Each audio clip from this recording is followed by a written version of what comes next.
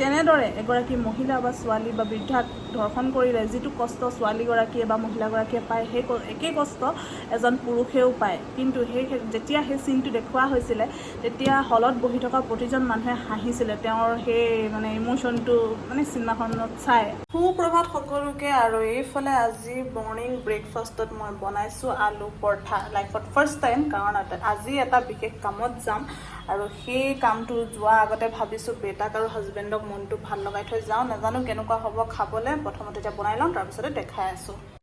নমস্কাৰ জনাইছোঁ সকলোকে আৰু গীতাঞ্জলি নতুন এটা ব্লগত আপোনাক সকলোকে স্বাগতম জনাইছোঁ। ৰাতিপুৱা ব্ৰেকফাষ্ট ৰেডি কৰি গা পা ধুই আজৰি হৈ আহিলোঁ আৰু এতিয়া যাওঁ ৰেডি হৈ লওঁগৈ, কাৰণ আজি যাম বিদুৰ ভাইখন চাবলৈ। আপোনালোক সকলোৱে হয়তো চাইছেই, যিসকলে চোৱা নাই গৈ চাব। বিৰাটেই ধুনীয়া চিনেমা হৈছে বুলি কৈছে আৰু অসমীয়া চিনেমা যিহেতু আমি অসমীয়াখিনি নাচালে কেনেকৈ হ'ব।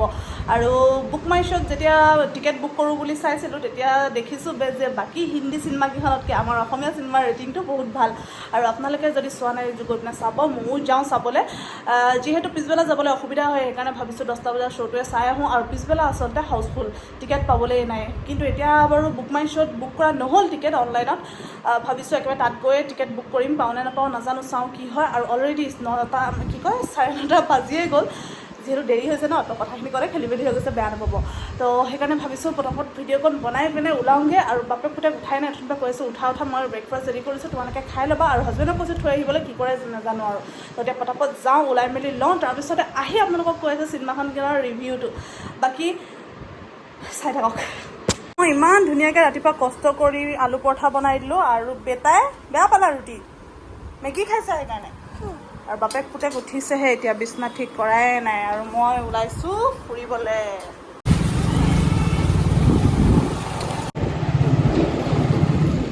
পইচা দি খাম নালাগে ন মোক, লৈ যা বাই বাই। আৰু খাই ল'বা দেই। 10টাৰ শ্ব' কেইটা বাজিলে? 10টা চিনেমা চাবলৈ পাবহি আৰু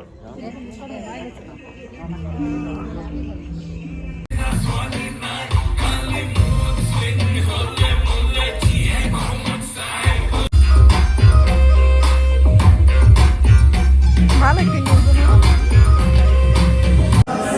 চিনেমা চাই আহিলোঁ খাবলৈ। এইফালে ম'ম', এইফালে দিছে ৰোল। আৰু চিনেমা চাই কেনেকুৱা লাগিলে?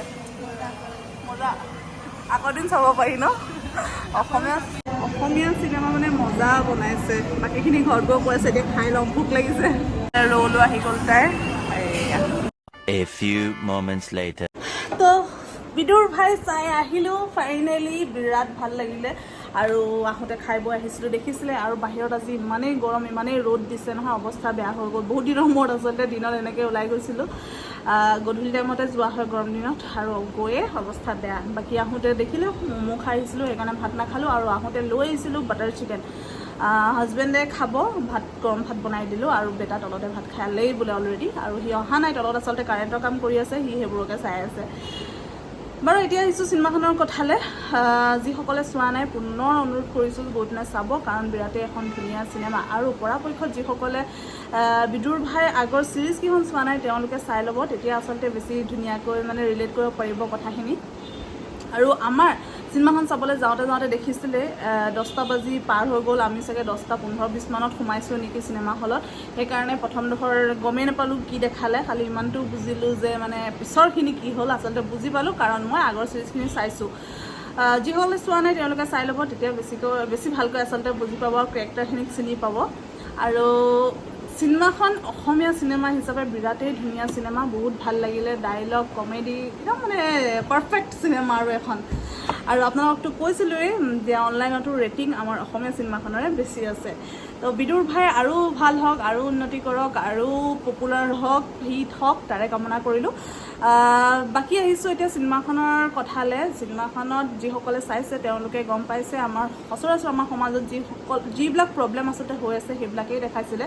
আৰু সেইকাৰণে চিনেমাখন আচলতে ৰিলেট কৰিব বেছি ধুনীয়াকৈ পাৰিছোঁ। আৰু যিটো অকণমানি বেবীকেইটাৰ হেৰিটো যে দেখাইছিলে তাত সেই বেবীকেইটাৰ আচলতে যিটো প্ৰব্লেম হৈছিলে সেই প্ৰব্লেমটো আচলতে মোৰ বেটাৰ লগত হৈছিলে। বেটাৰ জন্মৰ আধা ঘণ্টাৰ ভিতৰতে হৈছিলে আৰু বেটা জন্ম হৈছিলে আমাৰ VG হস্পিটেলত আৰু VG হস্পিটেলৰ বেবী ICU আচলতে নাই। ICU নথকাৰ কাৰণে বেটাৰ উশাহ ল'বলৈ প্ৰব্লেম হোৱাত মই বাৰু সেইখিনি গমেই পোৱা নাছিলোঁ। মই দুদিন পিছত গম পাইছোঁ, যেতিয়া মই মানে অকণমান ৰিকভাৰী হ'লোঁ তেতিয়া মোক জনাইছে, মোক প্ৰথমে জনোৱাই নাছিলে। মই ভাবিছিলোঁ যে VG হস্পিটেলতে বেবী ৰুমত আছে, কিন্তু বেবী ৰুমত নাছিলে, সি আছিলেগৈ আদিত্যত। আৰু ৰাতি মই আচলতে ৰিকভাৰী ৰুমততো অকলেই আছিলোঁ। তাৰপিছতে পিছদিনাখনো মোক উলিয়াই আনিবলৈ কোনো নাছিলে, মোক নাৰ্ছে লৈ আহিছিলে ৰুমলৈ। তো সেইখিনি কথাও মানে মোৰ তেতিয়া সেই বেটাৰ কথাখিনি মনত পৰি গৈছিলে, আমাৰ বেটাৰো কি অৱস্থা হৈছিলে। আৰু সেইটো টাইমত VG হস্পিটেলৰ পৰা আচলতে আমাৰ বেটাক ৰেফাৰ কৰিছিলে AMCলৈ, কিন্তু AMCত গমটো দেখাইছে কাহিনী চিনেমাখনত যে কেনেকৈ মানে ইগন'ৰ কৰে গভৰ্ণমেণ্টৰ সেইবিলাকত। এনেকুৱা আচলতে হ'ব নালাগে। ভালকৈ গভৰ্ণমেণ্টে আচলতে সুবিধাবোৰ এইকাৰণে দিয়ে যাতে মানুহে কম খৰচত ভাল সুবিধা পাব পাৰে, কিন্তু যিসকল কৰ্মচাৰী তেওঁলোকে অকণমান অৱহেলা কৰে গভৰ্ণমেণ্টৰ কাৰণে, ভাবে পইচাটোতো এনেও পামেই। নাজানো আৰু তেওঁলোকৰ মানসিকতাটো আচলতে ভাল হ'ব লাগে, সমাজৰ কাৰণেই কাম কৰিছে তেওঁলোকে, কিন্তু তাতে যদি অৱহেলা কৰে আৰু থাকিলে কিন্তু। আৰু সেই সময়ত AMCলৈ আমাৰ বেটাকো নিয়া হ'লে কিজানি বেটাৰো প্ৰব্লেম হ'লহেঁতেন। সেই সময়ত হাজবেণ্ডে ভাবি চিন্তিয়ে আদিত্যলৈ লৈ গ'ল, আৰু যিহেতু কৰোণা সময় আছিলে, সেই জন্ম হোৱা আধা ঘণ্টাৰ পিছৰ বেবীটোকো মানে নাকত হেৰি ভৰাই কৰোণা টেষ্ট কৰিছিলে। সেইখিনি বাৰু মই পিছতহে গম পাইছিলোঁ। সেইটো আচলতে তেতিয়া বেবীকেইটা যেতিয়া দেখাইছিলে ন, তেতিয়া একদম মানে মোৰ অন্তৰখন চুই গৈছিলে, কাৰণ মোৰ লগত সেইটো ঘটনা হৈ থৈছে মোৰ বেটাৰ লগত। আৰু এটা বাদ বাকী যিখিনি দেখাইছে আপোনালোকে গম পাইছে। আৰু এটা কথা এইখিনিতে মানে নকৈ নোৱাৰিছোঁ, কিয়নো আমাৰ সমাজত এইটো বহুত হৈ থাকে, কিন্তু মানে সমাজে এই কথাটো লুকুৱাই থয়। মই আচলতে কথা কৈছোঁ ধৰ্ষিতা হোৱাৰ সেই ব্যক্তিজনৰ কথা। যেনেকৈ আমাৰ সমাজত 2 বছৰীয়া সৰু বাচ্ছাৰ পৰা লৈ 80 বছৰীয়া বৃদ্ধ পৰ্যন্ত ধৰ্ষণকাৰীয়ে আচলতে ধৰ্ষণ কৰে, আমি গম পাওঁ আচলতে। কিন্তু যিটো চিনেমাখনত দেখাইছে সেই কাণ্ডটো আচলতে আমাৰ সমাজত হৈ থাকে। যিসকলে চিনেমাখন চাইছে তেওঁলোকে বুজি পাইছে মই কিহৰ কথা কৈছোঁ। হয়, সেই কেৰেক্টাৰটোৰ নাম মই পাহৰি গৈছোঁ অকণমান। সেই যিজন মানে ব্যক্তি সেই 3জন বন্ধুৰ 4জন বন্ধুৰ ব্যক্তিজনৰ লগত, যাৰ লগত MLA ধৰ্ষণ কৰিছিলে। তো যিজন ব্যক্তি আচলতে ধৰ্ষণ কৰা হৈছিলে, আমি কেৱল ভাবোঁ যে মহিলা বা ছোৱালীৰ লগতে ধৰ্ষণ হয়, এনেকুৱা নহয়। বহুত সময়ত আমাৰ সমাজত পুৰুষো ধৰ্ষণ হয়, মানে পুৰুষকো ধৰ্ষণ কৰা হয়, কিন্তু এই কথাটো লুকুৱাই থোৱা হয়।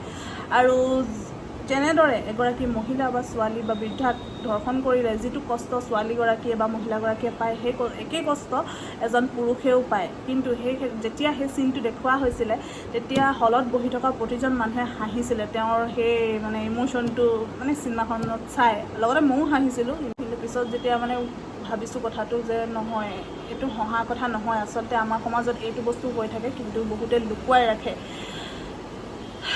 তো বাকীখিনি কথা নকওঁ, চব কথা ক'লে আচলতে মোক হয়তো বিদুৰ ভাইৰ টিমেও ভাবিব পাৰে চিনেমাখনৰ গোটেই কাহিনী উলিয়াই দিছে। তো বেয়া নাপাব, আচলতে ক'লোঁ, ভাল লাগিছে কাৰণে ক'লোঁ আৰু নকৈ থাকিব নোৱাৰিলোঁ। বাকী বিদুৰ ভাইৰ টিমটোক বহুত বহুত ধন্যবাদ, আমাক ইমান ধুনীয়া এখন অসমীয়া চিনেমা আমাৰ কাৰণে আগবঢ়োৱাৰ বাবে। আৰু বাকী যিসকলে চোৱা নাই চাব, আকৌবাৰ অনুৰোধ কৰিছোঁ, বাৰ কৈছোঁ। আৰু আজি ভিডিঅ'টো ভাবিছোঁ ইমানখিনি শেষ কৰি দিওঁ, বেছি ভিডিঅ' কৰা নহ'ল। চিনেমাখনো চাবলৈ যাওঁতে অকণমান দেৰি হৈ গ'ল। আৰু পৰাপক্ষত যিসকলে চোৱা নাই আগৰ চিৰিজখিনি, তেওঁলোকে চিৰিজখিনি চাই ল'ব, তেতিয়া বেছি ভালকৈ আচলতে কেৰেক্টাৰবোৰৰ লিংকটো মানে কেৰেক্টাৰবোৰ আচলতে লিংক কৰিব পাৰিব। তো ইমানেই আছিলে ক'বলগীয়া। বাকী আজি ভিডিঅ'টো ভাবিছোঁ ইমানখিনিতে সামৰণি মাৰি দিওঁ। যদি ভিডিঅ' চাই ভাল পালে তেন্তে প্লিজ লাইক, কমেণ্ট, শ্বেয়াৰ, আমাৰ চেনেলটো ছাবস্ক্ৰাইব কৰি দিব। আৰু যিসকলে ফেচবুকত চাই আছে তেওঁলোকে পেজটো ফ'ল' কৰি দিব। তেন্তে আজিলৈ বাই বাই।